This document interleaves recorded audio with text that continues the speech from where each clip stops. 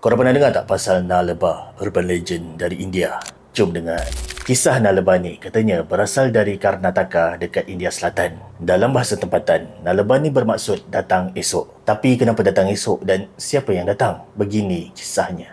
Menurut cerita, pada tahun 90-an, orang kampung dekat sana mula dengar kes-kes pelik. Malam-malam akan ada orang yang ketuk pintu rumah. Dan yang menyeramkan, lepas ketukan tu, akan muncul suara yang memanggil. Dan suara tu katanya sama macam bunyi suara ahli keluarga korang. Okey, korang bayangkan korang tengah tidur. Lepas tu tiba-tiba ada suara mak kau panggil kau dari luar rumah. Nak, buka pintu ni.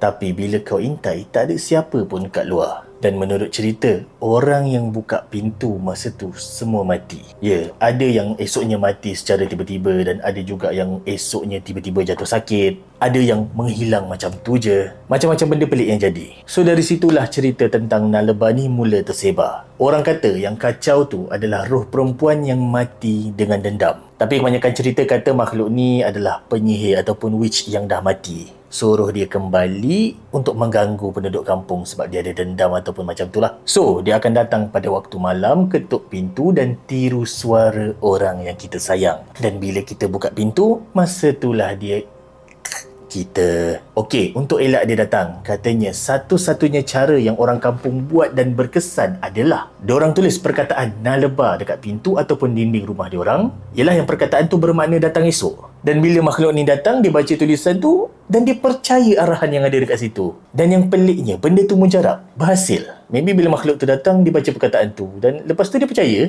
dia datang esok. Esok pun ada lagi perkataan tu. Dia datang esoknya. Sampailah sudah, dia tak datang rumah tu. Mungkinlah. Jadi apapun, benar atau tidak kisah ini, korang nilailah sendiri.